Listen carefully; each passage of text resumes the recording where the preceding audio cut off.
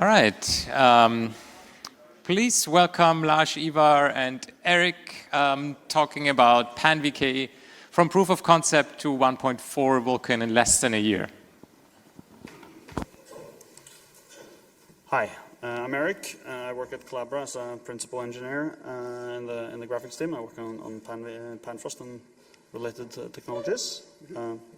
Yep, I'm Lars-Ivar. I work at ARM. I've been working on PanVK for the last 1.5 years, and yeah.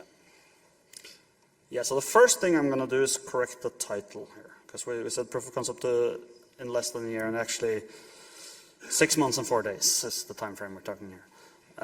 That is from when we marked PanVK as no longer opt-in until we passed full Vulkan 1.4 conformance. So this was the commit there, December 9th, and just a week later we exposed Vulkan 1.1. Yeah, so 75 commits in between. This all shipped in Mesa 24.3. Then Mary did the awesome work of adding V12 support and V13 support. That was about 26 commits for that, and shipped in 25.0. We enabled Vulkan 1.2 quickly after, well, April, so a few months later. 161 commits in between, and shipped in the next Mesa release, 25.1. 1.3 came in June, or 90 commits there, shipped in 25.2, and then, yeah, just quickly after, about a week later, we shipped, we bumped up to 1.4. It's 101 commits in between there, and shipped in 25.2. That meant we skipped 2 Vulkan versions in one Mesa release, which I'm pretty happy about that pace. So, yeah, we hit 1.4, so we're done, right? Well, not quite. There's still quite a lot to do, and but we have been making good progress already since 25.2. So I want to look a little bit into what has changed since we reached 25.2, basically, or reached 1.4. So we have been looking at performance, and there has been quite a lot of performance improvements, both in the compiler, in the user space, and in AFBC. In the next slides, I will show some comparisons. They're all taken on Rock5B between 25.2, the latest version, and main as of sometime last week. We've also done some instrumentation improvements. Those are based on U-trace, as was covered in the last talk. I'll go more into detail there. Preliminary Android support has been added to PanVK. I will mention that as well, and we've added a few extra extensions. So yeah, compiler optimizations. What you're looking at now is an output from ShaderDB, which is this collection of shaders that you can run and basically get counters for. And I won't go into detail of all the numbers, but you can see there's a lot of green here, and green is good. So instructions and code size has gone down by about 11% in general, and particularly of interest, you can see that spills and fills are more than, or have gone down by more than half, which is quite good for performance. There are some red here. There's stuff to look at still, but it's making good progress. In the user space, we have been looking at, or we have identified quite a few key bottlenecks. Main ones we have found recently have been around synchronizations, particularly in the Vulkan runtime and how that interacts with PanVK. So with great help from Faith, we have resolved most of these, and that has given us a huge performance boost. We also found some issues with TLS allocations that were not cached, so fixing that gave us even more boost. So yeah, all this together has given us quite a bit of speed up, especially on VK mark. So what you're looking at here is about just shy of 80% performance increase. AFBC, which is short for ARM frame buffer compression, that was recently enabled by default on PanVK. This should give us quite good improvements to bandwidth, so quite good bandwidth savings essentially, and can also help out with performance. Instrumentation, I imagine this is a bit small to see, but we've been doing improvements here. It's all based on utrace, as was covered in last talk, and using Perfetto to visualize all the traces. So what you can see here is a topmost row that's DRM scheduler, which you can see where job starts and stop. The middle row, that's the GPU execution, where we have added trace points for cache flushes, syncs, and stuff like this. And in the bottom, you can see CPU, what the CPU is doing. So at this point, we are at the place where this tool has become useful for us. We've used this to identify some of the bottlenecks I talked about earlier. And then Erik has been working on Android support for PanVK. So there's some preliminary stuff already merged. So he merged Android hardware buffers and Android native buffers. And according to the MRs, the testing is looking quite good. And then there's a bunch of different features and extensions that have been added since 25.2. So maintenance 789, mutable descriptor types, ARM shader core built-ins, sparse bindings, and sparse residue buffer, and robust buffer access on V11 and newer GPUs. Now I just want to cover a few games that have started working. So what you're looking at here is OpenMV running on top of Zinc with PanVK. It still has some rendering artifacts, but it's running quite well, actually. I think I got around 30 FPS on my RockFab. Second here is a trace, a single frame trace of Half-Life 2. We just want to see if that works. Also based on Zinc on PanVK, renders correctly, so it's looking good. And next here, we want to test some applications. So this is Godot, the open source game engine, their editor running on Vulkan mode on PanVK directly on the RockFab. So this is working pretty well. And then we want to cover a bit about what our future plans are, or what we want to look at in the short or near term. So the most important thing for us, or one of the most important things, is to close the feature gap that we have, both against other Mesa drivers and against the ARM Mali proprietary driver. We have 1.4, we have a bunch of extra extensions, but there's still a lot missing, basically.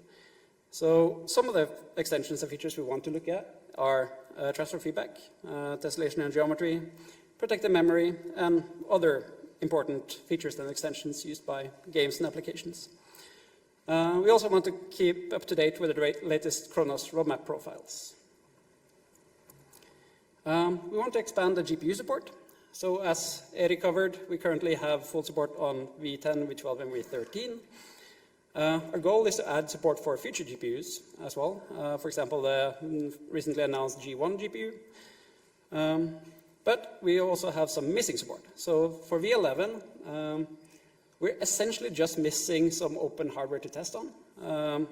Adding support should be fairly simple because we have V10 and V12, but without anything to run on or test on, there's no point to it really.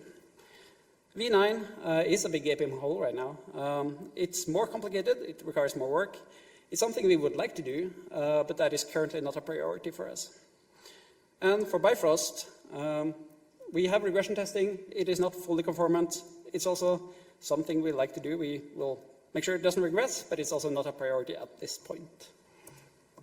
Performance, tons of stuff to do. In the compiler, there's much more optimizations to do.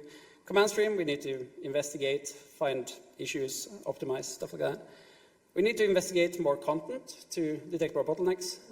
As I mentioned, we have been looking at VK Mark, which is quite simple. We need more complex content to look at. For AFBC, it has been enabled, but there are cases where it will be disabled based on usage flags and stuff like this that we need to investigate to see if we can use it in more cases. And there's quite a few hardware features on newer GPUs that we just haven't enabled yet. All right, then instrumentation. As I mentioned, it works now. It's in a state where it's usable, but there's a lot more work that can be done and how utrace is integrated in PanVK. More trace points, maybe look into some of the stuff from the last presentation about how you can use it for performance, stuff like this. And also performance counters. Those are currently missing. There is a patch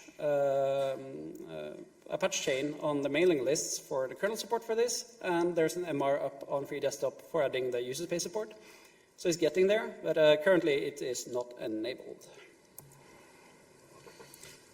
Yeah, so in conclusion, this last year has been very eventful. We've gone from a hardly usable driver to something we believe is quite ready for wide usage and deployment. We're up to date with the latest specifications, including the latest maintenance releases. So yeah, but there's more work to be done. And yeah, in the next year or so, the focus will be more about application support, future hardware, and performance. So that's pretty much it. Thank you.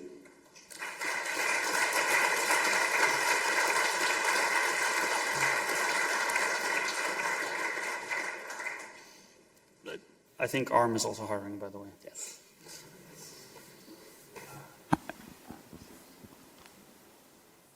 Hi. So congrats on great progress. I have a question. You were talking about trying to expose the driver to more content. What kind of plan do you have for that? Because generally it has been difficult to get in the Linux world exposition for this kind of devices to a variety of Vulkan content. We have the same problem on the Raspberry Pi. So do you have any specific plans for that? And the other one is, are you focusing more on desktop content, such as browsers, applications, or are you more looking into the gaming experience? Yeah, so right now, as you rightly point out, there's not all that much content to base on. It's like you have Wiki Quake and stuff like this, different applications or games like that. There's also traces that can be used. They're useful for finding, essentially, rendering artifacts and stuff like this, but they have their limitations of being traces, right? So I think for now, we will focus on essentially those two things, open applications and traces. Second question, again, if you don't mind. Yeah, the second question was more like where you were targeting content like applications, browsers, or you are going to focus more on game tracing and things like that? Yeah, so I think for now we're focusing on game tracing and things like that. Browsers and stuff is something we will have to look at because it's important use cases, right? But for now we are focusing on games and traces. I just want to add that for capturing more Vulkan content, one option is to export the profiles that we support and capture on other devices, so we can capture on Windows and platforms where more content is available. Hi. Does your work had any influence on the GL driver, and what's your plan there going forward? Do you plan to replace it completely by Zinc soonish, or how's that going? You mean if we're going to use Zinc or the Gallium driver? Is that what you're asking? So this is, I think, still an open question in many ways. My personal feeling is that I don't want to throw out the baby with the bathwater, and having the Gallium driver gives us a higher performance ceiling than kind of Zinc does. Anything clever Zinc can do, we can always do ourselves. But I think at some point it's going to be a question of effort and if it's worth it or not. Optimizing Zinc obviously optimizes more users. So we don't know yet, I think, is the answer.